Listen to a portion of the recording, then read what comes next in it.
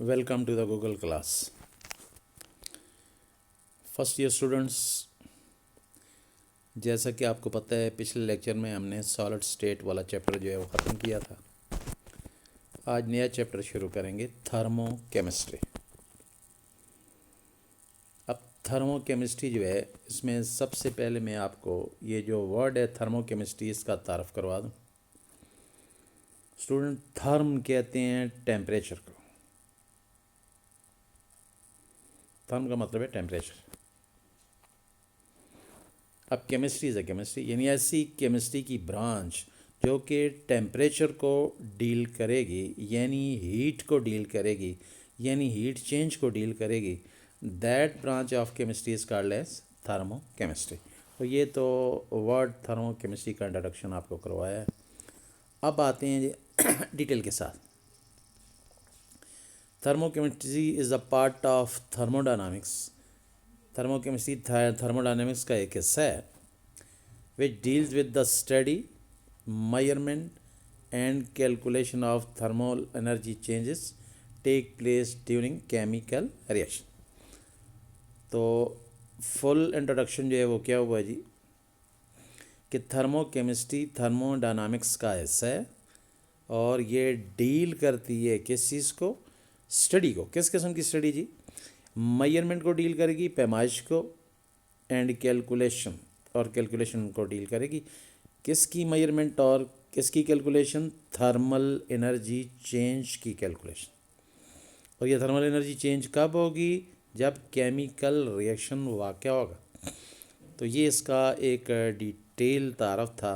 तो सारा जो है अगर आप देख लें तो इस तरह होगा कि थर्मो केमिस्ट्री थर्मोडायनामिक्स की एक ब्रांच है जो कि किसी भी केमिकल रिएक्शन के दरमियान जो एनर्जी चेंज होती है उस एनर्जी चेंज को स्टडी करती है, उसको मेजर करती है और उसको कैलकुलेट करती है। तो ये आ गया जी इसका डेफिनेशन या तारफ़।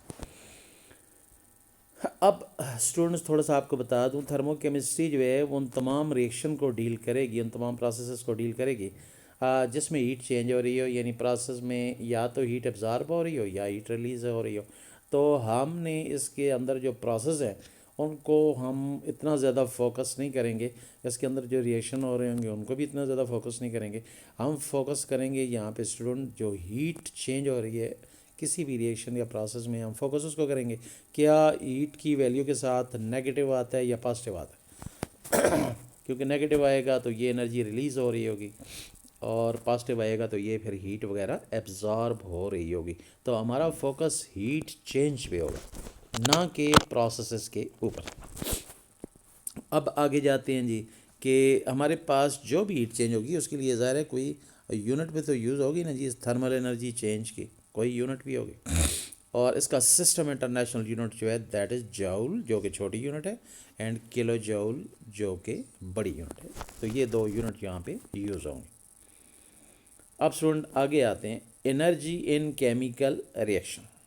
केमिकल रिएक्शन में एनर्जी जो है वो किस तरीके से तब्दील होती है और वो कौन से केमिकल प्रोसेस हैं, वो कौन से फिज़िकल प्रोसेस हैं जिनमें ये सारा अमल जो है वो वाक़या होता है। तो दो प्रोसेस हैं। एनर्जी चेंज जो है दो प्रोसेस में होती है। Energy change take place in two process. एक है केमिकल प्रोसेस, एक है फिज़िकल प्रोसेस। केमिकल प्रोसेस में स्टूडेंट आप समझते हैं ऐसा प्रोसेस जिसमें केमिकल रिएक्शन हो रहा हो और रिएक्टेंट्स जो हैं वो चेंज हो रहे हों प्रोडक्ट्स में, और उनकी जो प्रॉपर्टीज़ है वो तब्दील हो रही हों, नई चीज़ बन रही हो जो कि पहले से बहुत डिफरेंट हो। इसको हम कहते हैं केमिकल प्रोसेस।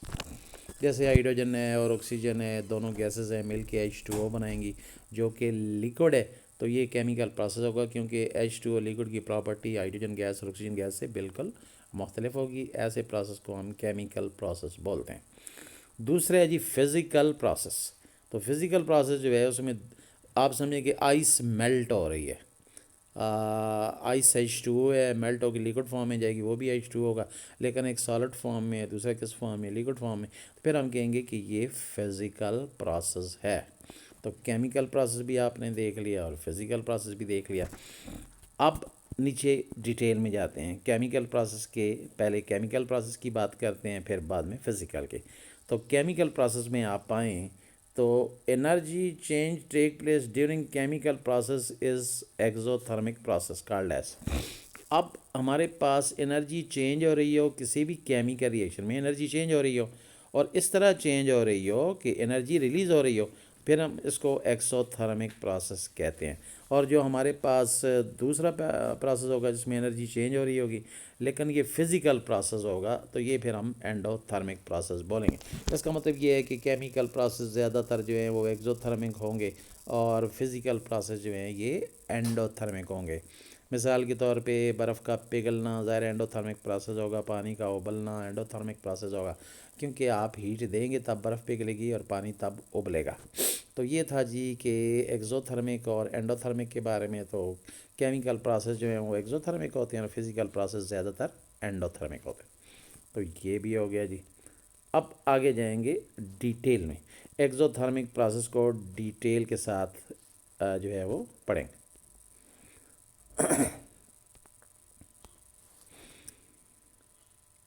एक्सोथर्मिक प्रोसेस जो हैं कौन से प्रोसेस हैं स्टूडेंट, पहले एक्सोथर्मिक का तारफ़ आपको करवा दूँ। Exo mean out, therm mean temperature.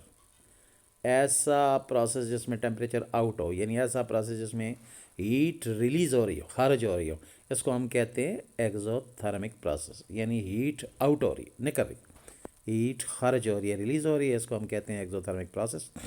तो नीचे डेफिनेशन भी ये होगी, chemical process in which energy release, जिसमें एनर्जी निकल रही हो। क्यों निकलेगी? इसलिए रिएक्शन होगा जी, उसमें बॉन्ड बन भी हो रहे होंगे, मेकिंग भी हो रही होगी और ब्रेकिंग भी हो रही होगी। इस प्रोसेस को हम फिर एक्सोथर्मिक बोलेंगे।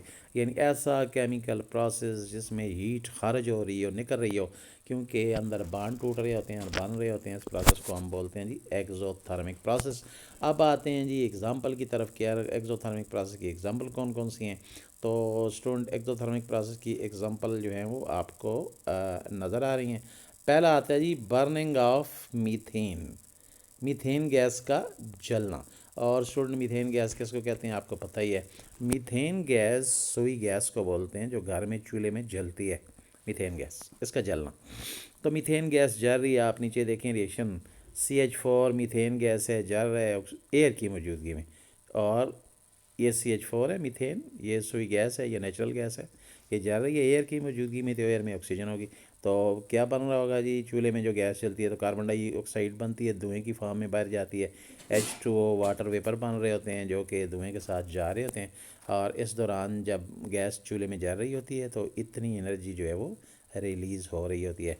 ये एनर्जी है जी -890 किलो जॉल, 0.3 किलो जॉल, -890.3 है, ये 0.3 है किलो जॉल। इसका मतलब ये है कि सुई गैस जब चूल्हे में जलती है तो 1 मोल मीथेन गैस के जलने से जो एनर्जी निकलती है वो एनर्जी बनती है जी -890.3 किलो जॉल। और यही एनर्जी, ये हीट है जिससे खाना पकता है और चूल्हे के ऊपर जो है कुकिंग का काम होता है। तो ये प्रोसेस हो गया जी एक्सोथर्मिक, क्योंकि हीट के साथ नेगेटिव वैल्यू लिखी हुई है तो ये नेगेटिव वैल्यू है। और हीट के साथ नेगेटिव वैल्यू का मतलब है हीट खारिज हो रही है, एक्सोथर्मिक प्रोसेस है। और ये केमिकल प्रोसेस जिसमें मीथेन गैस जल के और आगे कार्बन डाइऑक्साइड और वाटर वेपर और हीट बना रही। तो स्टूडेंट मैंने पहले भी आपसे कहा था कि हम रिएक्शन को इतना नहीं देखेंगे कि सुई गैस जल रही है और क्या हो रहा है, हमारा सारा फोकस जो है, फिर बार बार बताता हूँ, हीट पे होगा कि प्रोसेस कौन सा है, एंडो है या एक्सो है। तो ज़ाहिर है ये एक्सोथर्मिक प्रोसेस है क्योंकि हीट खारिज होती है, हीट वैल्यू के साथ नेगेटिव लिखा हुआ। इसी तरीके से ये डिटेल मिसाल थी। इसी तरीके से और मिसालें हम दे सकते हैं जी, neutralisation of strong acid and strong base. Strong acid HCl है, नज़र आ रहा है, स्ट्रॉन्ग बेस NOH है, वो भी नज़र आ रहा है आपको। और इसके मिलने से साल्ट और वाटर जो है वो बन रहे हैं। अब ये था जी एक्सोथर्मिक प्रोसेस के हवाले से।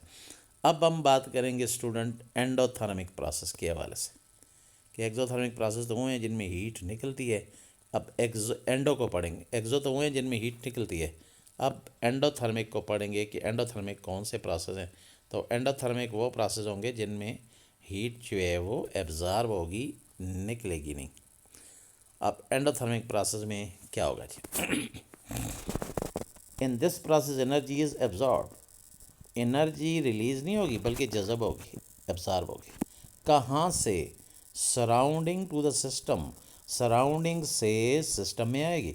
अब स्टूडेंट सराउंडिंग क्या है और सिस्टम क्या है, इसको आगे हम डिटेल से पढ़ेंगे कि सराउंडिंग क्या है और सिस्टम क्या है। सिस्टम अंदर की बात जिसमें रिएक्शन हो रहा हो वो समझ लें, और सराउंडिंग इसके बाहर का जो माहौल है वो होगा। तो बाहर से हीट जो है वो अंदर आ रही है। जैसे सिस्टम अगर जो है कमरा है, तो कमरा अगर सिस्टम है तो कमरे के बाहर जो माहौल है, बाहर जो कुछ भी बिल्डिंग है वो उसकी सराउंडिंग है। तो इसमें हीट सराउंडिंग से सिस्टम में आ रही होगी, यानी एब्ज़ॉर्ब हो रही होगी, हीट इन हो रही होगी। तो इसको हम कहेंगे एंडोथर्मिक प्रोसेस। स्टूडेंट, एंडो का मतलब है इन और थर्म का मतलब है टेम्परेचर, यानी टेम्परेचर इन हो रहा है, यानी हीट एब्ज़ॉर्ब हो रही है। तो हीट एब्ज़ॉर्ब हो रही हो तो फिर हम कहते हैं कि ये एंडोथर्मिक प्रोसेस है। अब आते हैं कौन कौन सी एग्जांपलें हैं जी जिनके अंदर हीट जो है वो एब्ज़ॉर्ब हो रही होती है। तो पहली एग्जांपल जो है हमारे पास आएगी जी एंडोथर्मिक की पहली एग्जांपल, जिसमें हाइड्रोजन गैस है और आयोडीन जो कि गैसियस फॉर्म में होगी तब मिलेंगे और HI बनेगा। HI का मतलब हाइड्रोजन आयोडाइड। तो ये गैसियस फॉर्म में आपके पास बनेगा, और इसमें देखें जो हीट वैल्यू है उसके साथ प्लस लिखा हुआ है, यानी प्रोसेस एंडोथर्मिक है। और 53 किलो जूल एनर्जी जो है यहाँ पे हीट जो है वो एब्जॉर्ब होती है। तो ये एंडोथर्मिक प्रोसेस है। तो हाइड्रोजन और आयोडीन का मिलना और HI का बनना, ये फिर हो गया जी एंडोथर्मिक प्रोसेस। अब स्टूडेंट हम आएंगे जी कुछ और मिसालें जिनमें एक्सो भी होंगे और एंडोथर्मिक प्रोसेस भी होंगे कंबाइन, जिसमें दोनों आएंगे। तो उनकी मिसालों को ज़रा हम देखते हैं। तो स्क्रीन पे आपको नज़र आ रहा होगा एक्सोथर्मिक और एंडोथर्मिक प्रोसेस, जो कि रूम टेम्परेचर पे हो गए 25 पे, और standard atmospheric pressure 1 atmospheric pressure पे ये हो रहे हैं। इनको हम ज़रा बारी बारी स्टडी करते हैं। तो पहला नज़र आ रहा है जी आपको, ये तो स्टूडेंट वही है जो कि अभी हमने यहाँ पे पढ़ा है। तो पहले प्रोसेस में क्या हो रहा है जी, वही अभी सुई गैस मीथेन जल रही है और ऑक्सीजन की मौजूदगी यानी एयर की मौजूदगी में कार्बन डाइऑक्साइड बन रहा है, वाटर वेपर बन रहा है, 890.3 किलो जूल एनर्जी खारिज हो रही है। ये तो अभी ऊपर हमने डिटेल के साथ स्टडी किया है। अब नंबर 2 पे जाते हैं। नंबर 2 में आप देखें स्टूडेंट, तो इसमें मैं बात कर चुका हूँ कि हाइड्रोजन गैस है, ऑक्सीजन गैस आपस में मिलती हैं और H2O बनता है। और ये H2O जो बन रहा है तो फिर प्रोसेस जो है वो आप देख लें, ये भी एक्सोथर्मिक है, क्योंकि हीट वैल्यू 571.7 किलो जूल है, साथ माइनस लगा हुआ है। तो इसका मतलब ये है कि ये भी एक्सोथर्मिक प्रोसेस है। पानी का बनना हाइड्रोजन ऑक्सीजन से, इट इज़ एक्सोथर्मिक प्रोसेस। दो मिसालें होंगी। तीसरी मिसाल पे जाते हैं।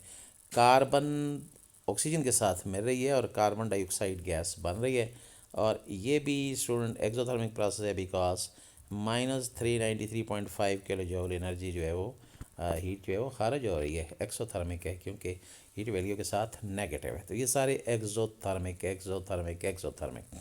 नेक्स्ट पे जाते हैं नंबर 4। नंबर 4 में देखें सल्फ़र सॉलिड फॉर्म में ऑक्सीजन के साथ गैसियस फॉर्म में मिलकर सल्फ़र डाइऑक्साइड बना रही है, और डेल्टा H -296.8 किलो जूल आ रहा है। तो स्टूडेंट ये भी एक्सोथर्मिक प्रोसेस की मिसाल है। तो अभी तक हमने जितनी मिसालें पढ़ी हैं जी, ये सारी की सारी एक्सोथर्मिक प्रोसेस के बारे में थी। नेक्स्ट एग्जांपल पढ़ते हैं। नेक्स्ट में है nitrogen gas N2 plus hydrogen gas 3H2, N2 plus 3H2, आगे 2NH3 यानी अमोनिया गैस बन रही है। तो अमोनिया गैस बन रही है जी नाइट्रोजन और हाइड्रोजन से, और आगे हीट वैल्यू देखें तो हीट वैल्यू -92.3 किलो जूल है। तो स्टूडेंट ये भी हो गया एक्सोथर्मिक प्रोसेस। तो जितनी मिसालें अभी पढ़ी हैं सारी एक्सोथर्मिक हैं, जिसमें जो रिएक्शन हो रहे हैं नई चीज़ें बन रही हैं, लेकिन हीट जो है वो रिलीज़ हो रही है, यानी खारिज हो रही है, आउट हो रही है सिस्टम से। अब आखिरी मिसाल को स्टूडेंट आप देखें, लास्ट वाली नंबर 6। इसमें हाइड्रोजन गैस मिल रही है जी, और आयोडीन जो है वो हाइड्रोजन और आयोडीन, और दोनों के मिलने से HI बन चुका है। ये ऊपर भी हम पढ़ रहे हैं कि हाइड्रोजन और आयोडीन गैसेस फॉर्म में मिलते हैं और HI हाइड्रोजन आयोडाइड बनता है। यहाँ पे हीट वैल्यू जो है ऊपर हम पढ़ रहे हैं, इधर क्लियर नहीं है लेकिन ऊपर हम पढ़ गए हैं अभी, उधर क्लियर है। +53.0 किलो जूल है, +53.0 किलो जूल, यानी +53 0.0 किलो जूल। इसका मतलब ये है कि चूँकि प्लस आ रहा है, ये फिर एंडोथर्मिक है। इसका मतलब ये है कि ऊपर जितनी मिसालें हमने पढ़ी हैं जी, तो उन मिसालों में सारी की सारी एक्ज़ोथर्मिक थी, और जो लास्ट में पढ़ी है जी, ये एग्ज़ाम्पल हमारे पास थी एंडोथर्मिक। तो आपने देख लिया एक्ज़ोथर्मिक प्रोसेस और एंडोथर्मिक प्रोसेस, यानी रिएक्शन एक्ज़ोथर्मिक भी होते हैं और रिएक्शन एंडोथर्मिक भी होते हैं। अब स्टूडेंट यहाँ पे एक चीज़ जो है वो बड़ी है, मैं वापस ज़रा जाता हूँ और आपको दोबारा रिकॉल करवाता हूँ। देखिए हमने यहाँ पे पढ़ा जी एक्ज़ोथर्मिक प्रोसेस, जो कि आपको यहाँ पे नज़र आ रहा है, दिस इज़ एक्ज़ोथर्मिक प्रोसेस। फिर हमने स्टूडेंट पढ़ा जी एक्ज़ोथर्मिक के बाद एंडोथर्मिक प्रोसेस, और ये एंडोथर्मिक प्रोसेस भी यहाँ पे आपको नज़र आ रहा है। स्टूडेंट जो एक्ज़ोथर्मिक प्रोसेस है, वापस जाते हैं, जो एक्ज़ोथर्मिक प्रोसेस है, याद रखना इसको हम कहेंगे कि ये स्पॉन्टेनियस प्रोसेस है। स्पॉन्टेनियस स्पॉन्टेनियस स्टूडेंट स्पॉन्टेनियस का मतलब है ये खुदकार है, ये ऑटोमेटिक होगा। इसे चलाने के लिए किसी बाहर से एक्सटर्नल एजेंसी की ज़रूरत नहीं होगी, तो इसको हम स्पॉन्टेनियस प्रोसेस बोलते हैं, यानी ये खुद ब खुद चलेगा, इसे चलाने की ज़रूरत हमें नहीं होगी। मिसाल के तौर पे नीचे रिएक्शन देखें, तो रिएक्शन आपको नज़र आ रहा होगा, जिसमें मीथेन गैस ऑक्सीजन के साथ मिल रही है, कार्बन डाइऑक्साइड, वाटर वेपर और आगे हीट बन रहे हैं। तो कहता है ये ज़ाहिर है मीथेन गैस को अगर ऑक्सीजन मिली और हल्का सा स्पार्क मिला तो ख़ुद ही जलना शुरू हो जाएगी, किसी से इजाज़त नहीं लेगी। आपको पता है जिधर रसोई गैस का गैस स्टेशन होता है, वहाँ पे भी कहते हैं सिगरेट वगैरह भी नहीं लगाना, कोई स्पार्क नहीं पैदा करना, गाड़ियाँ इंजन बंद करें फ्यूल स्टेशन पे जाते हुए, बिकॉज हल्का सा भी स्पार्क होगा वो खुद ब खुद जलना शुरू हो जाएगी। तो इसका मतलब ये जो एक्ज़ोथर्मिक प्रोसेस होते हैं ये ऑटोमेटिक होते हैं, ये स्पॉन्टेनियस होते हैं, ये खुद चलते हैं, यानी चलने की ज़रूरत नहीं है, बाद से एक्सटर्नल एजेंसी को इन्हें चलाने की ज़रूरत नहीं होगी। तो ये था जी एक्सोथर्मिक, जो कि स्पॉन्टेनियस है यानी ऑटोमेटिक है, खुद चलते रहते हैं। अब हम आते हैं जी एंडोथर्मिक प्रोसेस की तरफ।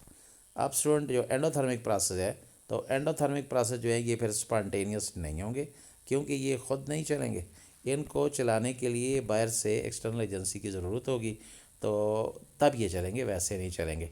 मिसाल के तौर पे ये एंडोथर्मिक प्रोसेस जो आपको नज़र आ रहा है, ये होंगे नॉन स्पॉन्टेनियस, स्पॉन्टेनियस नहीं है, नॉन स्पॉन्टेनियस, इसलिए कि ये ख़ुद नहीं चलेंगे स्टूडेंट, इन्हें चलाने के लिए हमें बाहर से एफ़र्ट्स करनी पड़ेंगी, एक्सटर्नल वर्क करना पड़ेगा, एक्सटर्नल एजेंसी होगी कोई उनके ऊपर काम करेगी, तब ये चलेंगे। तो मिसाल के तौर पे हाइड्रोजन गैस, आयोडीन गैस खुद मिल के HI कभी भी नहीं बनाएंगे। जब तक इस हाइड्रोजन और आयोडीन गैस को HI बनाने के लिए 53.0 किलो जूल एनर्जी मिलेगी नहीं, और आप देंगे नहीं एनर्जी, तब तक ये खुद नहीं चलेंगे। तो फिर हम कहते हैं जो एंडोथर्मिक प्रोसेस होते हैं ये होते हैं नॉन स्पॉन्टेनियस। तो यहाँ पे आपने दो चीज़ें सीखी हैं, एक स्पॉन्टेनियस प्रोसेस, दूसरा non spontaneous process. Spontaneous process वो है जिसमें हीट रिलीज़ होती है, वो एक्सोथर्मिक होता है, ख़ुद ब खुद चलता है, उसे चलने के लिए हीट वगैरह नहीं चाहिए होती क्योंकि उसके अपने पास मौजूद होती है। और दूसरा होता है नॉन स्पॉन्टेनियस, जो कि एंडोथर्मिक होता है, इसे चलने के लिए हीट या एनर्जी की ज़रूरत होती है, ये ख़ुद नहीं चलता। जैसे स्क्रीन पे जो आपको नज़र आ रहा है ये नॉन स्पॉन्टेनियस है, ये ख़ुद नहीं चलेगा, ऑटोमेटिक नहीं होगा, इसे एनर्जी या हीट 53 किलो जूल चाहिए, तब ये चलेगा, तब ये रिएक्शन होगा। तो ये तो स्टूडेंट हमने एंडोथर्मिक और एक्सोथर्मिक को हमने पढ़ा कि एक्सोथर्मिक स्पॉन्टेनियस होते हैं और एंडोथर्मिक क्या होते हैं, नॉन स्पॉन्टेनियस। तो ये डिटेल से हमने इनके बारे में यहाँ पे पढ़ा है। तो स्टूडेंट्स आपने यहाँ पे मेरे साथ इस वक्त आप थर्मोकेमिस्ट्री जो है वो पढ़ रहे हैं। तो थर्मोकेमिस्ट्री फिर मैं एक दफ़ा रिपीट कर दूँ वापस जाके कि थर्मोकेमिस्ट्री क्या है। थर्मोकेमिस्ट्री जो है ये ब्रांच है केमिस्ट्री की, जो कि किसके साथ डील करती है जी, टेम्परेचर के साथ डील करती है। और टेम्परेचर जो है उसको करती क्या है, टेम्परेचर का मतलब यहाँ पे हीट होगा, हीट से डील करती है। और हीट को करती क्या है, स्टडी करती है, हीट को मेजर करती है, फिर कैलकुलेशन भी करती है। कैलकुलेशन का मतलब यह है कि कितना मटेरियल था और उसकी कितनी हीट चेंज उसमें वाक़या हुई केमिकल रिएक्शन के दौरान। तो केमिस्ट्री की वो ब्रांच जो हीट चेंज को डील करती है, that is called as thermochemistry. और फिर आगे नेक्स्ट डिटेल में पढ़ा कि सिस्टम इंटरनेशनल यूनिट कौन सी हैं, तो नज़र आ रही हैं आपको जूल है और किलो जूल। फिर आगे हमने पढ़ा जी हीट चेंज जो है किधर किधर आती है, तो कहते हैं जी हमारे पास ज़िंदगी में प्रोसेस चलते रहते हैं, कुछ केमिकल प्रोसेस होते हैं जिनमें कीमियाई तब्दीलियाँ आती हैं और नई चीज़ बनती हैं, और कुछ फिज़िकल प्रोसेस होते हैं जिनमें कोई चीज़ अपनी हालत तब्दील करती है सिर्फ, मसलन कोई सॉलिड से लिक्विड में जाता है, लिक्विड से गैस में जाता है, जैसे बर्फ़ का पिघलना वगैरह फिज़िकल प्रोसेस है। तो फिर हम देखेंगे कि केमिकल प्रोसेस और फिज़िकल प्रोसेस जो है वो ज़िंदगी में चलते रहते हैं दुनिया में। तो केमिकल प्रोसेस ज़्यादातर एक्जोथर्मिक होते हैं और फिज़िकल प्रोसेस ज़्यादातर एंडोथर्मिक होते हैं। तो ये भी हमने पढ़ा। फिर एक्जोथर्मिक के बारे में हमने पढ़ा कि ये एक्जोथर्मिक प्रोसेस जो होते हैं, अभी मैंने आपके साथ बात की है कि एक्जोथर्मिक प्रोसेस ज़्यादातर क्या होते हैं जी, स्पॉन्टेनियस यानी खुद चलते हैं, जैसे सुई गैस का जलना, किसी कागज़ का जलना, और इस जब टेम्परेचर मिलेगा तो खुद जल जाएगा। इसका मतलब ये है कि ये प्रोसेस एक्जोथर्मिक होगा, जो ऑटोमेटिक होगा, खुद चलेगा। इसे चलाने के लिए हीट वगैरह नहीं चाहिए, इसके पास हीट मौजूद है, ये चलेगा और अपने इख्तिताम को भी पहुंचेगा, साथ हीट खारिज भी कर देगा जो फालतू होगी। लिहाजा हम इसे कहते हैं फिर एक्जोथर्मिक प्रोसेस। फिर इसके बारे में हमने पढ़ा, और उसके बाद फिर आगे एंडोथर्मिक प्रोसेस के बारे में पढ़ा कि ये स्पॉन्टेनियस नहीं है, ये नॉन स्पॉन्टेनियस है, यानी ऑटोमेटिक नहीं होता, और इसको चलाने के लिए हीट वैल्यू चाहिए होती है। मिसाल के तौर पे हाइड्रोजन और आयोडीन गैस मिल के HI कभी भी नहीं बनाएंगे जब तक ये 53 किलो जूल एनर्जी इनको आप देंगे नहीं। तो ये एंडोथर्मिक है, ख़ुद नहीं चलेगा, ये ऑटोमेटिक नहीं है, इसको नॉन स्पॉन्टेनियस बोलते हैं, और नाम इसका जनरली जो आता है उसे कहते हैं एंडोथर्मिक प्रोसेस। फिर स्टूडेंट आपने मेरे साथ यहाँ पे कुछ रिएक्शन जो हैं वो देखे हैं, जो आपको नज़र आ रहे हैं स्क्रीन पे, इसमें ज़्यादातर एक्जोथर्मिक है। हीट वैल्यू के साथ अगर आप देखें तो हीट वैल्यू के साथ नेगेटिव आ रहा है, नेगेटिव आ रहा है, नेगेटिव आ रहा है, सारे एक्जोथर्मिक प्रोसेस हैं। लेकिन इसमें आखिर में जाके आप देखेंगे तो एक प्रोसेस आपको एंडो नज़र आएगा जो ऊपर भी आप पढ़ चुके हैं, यानी हाइड्रोजन और आयोडीन का बनना और HI और +53.0 किलो जूल एनर्जी जो है ये निकलना, सॉरी एब्ज़ॉर्ब होना, तो ये फिर एंडोथर्मिक प्रोसेस है। तो यहाँ पे जो नया चैप्टर आज हमने शुरू किया है थर्मो केमिस्ट्री, तो थर्मो केमिस्ट्री में आपने ज़ाहिर है ज़्यादा फोकस किस पे रहना है जी, कि क्या हमारे पास जो रिएक्शन हो रहे हैं या प्रोसेस हो रहे हैं इनमें हीट वैल्यू में तब्दीली आ रही है या नहीं आ रही, आ रही है तो कैसी आ रही है, क्या हीट एब्ज़ॉर्ब हो रही है या रिलीज़ हो रही है। अगर रिलीज़ हो रही है तो फिर इसको हम एक्सोथर्मिक बोलेंगे, और अगर एब्ज़ॉर्ब हो रही है फिर इसे हम एंडोथर्मिक बोलेंगे। इनकी खासी मिसालें भी हमने पढ़ी हैं। फिर ये भी पढ़ा है कि एक्सोथर्मिक प्रोसेस जो हैं स्पॉन्टेनियस होते हैं, ऑटोमेटिक खुद चलते रहते हैं, और जबकि एंडोथर्मिक प्रोसेस जो हैं ये स्पॉन्टेनियस नहीं होते, नॉन स्पॉन्टेनियस होते हैं, यानी खुद नहीं चलते। इन्हें चलाने के लिए कुछ बाहर से एक्सटर्नल एजेंसी जो है उसको काम करना पड़ता है, तब ये चलते हैं, वैसे ये प्रोसेस नहीं चलते। तो मेरा ख़्याल है आज के लिए स्टूडेंट्स इतना काफ़ी है, क्योंकि नया चैप्टर है, उसका पहला आर्टिकल है। तो अभी आपने पूरा जहन जो है इस पे फोकस रखना है, और याद रखें कि इसमें से कुछ MCQs जो हैं वो अगर आपको मैं बता दूं तो डेफिनेटली कुछ रिएक्शन लिखे जाएंगे और पूछा जाएगा कि ये एंडोथर्मिक हैं या एक्सोथर्मिक हैं। ये उनकी चार चार आगे जो बात लिखे होंगे, तो आपने वहाँ पे टेक आउट करना होगा कि बेस्ट आंसर कौन सा है। तो फिर आपको यहाँ पे ज़रूर याद रखना पड़ेगा कि कौन सी ऐसी मिसालें हैं जो एक्सोथर्मिक के लिए आप लिखेंगे, कौन सी ऐसी मिसालें हैं जो एंडोथर्मिक के लिए आप लिखेंगे। तो देख लें ज़्यादातर एक्सोथर्मिक है, अभी भी मैंने आपको बताया, और एंडो जो है वो हमारे पास जो है वो लास्ट वाला था, हाइड्रोजन और आयोडीन का, ये एंडो था। तो ये आपने ख़ुद भी याद रखना है। कुछ MCQs जो हैं बुक के एंड में भी होते हैं, कुछ MCQs आपने स्टूडेंट ख़ुद बनाने होते हैं, और याद रखें एक एक लाइन को पढ़ना है आपने, और इस लाइन में MCQs ख़ुद बनाना है, अपने लिए ख़ुद बना के डिज़ाइन करें और वो रिकॉर्ड में लगाएं, फ़ाइल में, फिर उनको देखा करें। तो आप हैरान होंगे जब पेपर आएगा तो वही MCQs जो आपने खुद डिज़ाइन किए हुए हैं पेपर में, वो उनमें से बेशुमार MCQs जो है वो आएंगे। इसलिए कि पेपर सेटर जो होता है, पेपर बनाने वाला, लाजमी बात है वो भी तो इसी तरीके से बनाता है जिस तरीके से आपने खुद चुन के बनाए हुए हैं, उन्हीं में से वो फिर आपके सामने आएंगे। तो आपको उस वक्त समझ आएगी कि आपने जो मेहनत की है घर में बैठ के, लाइनों को पढ़ा है, वर्ड टू वर्ड पढ़ा है, और उसमें से MCQs आपने ख़ुद बनाए हैं। जो ख़ुद आप बना रहे होंगे डेफिनेटली आपको याद भी रहेंगे, और उन्हीं में से एग्ज़ाम में आगे आएंगे। तो तो ये आप आज़मा के देख लें, बिल्कुल एग्जैक्ट इसी तरह होगा जिस तरह मैं कह रहा हूँ, इसी तरह MCQ जो है वो आपके पास आएंगे।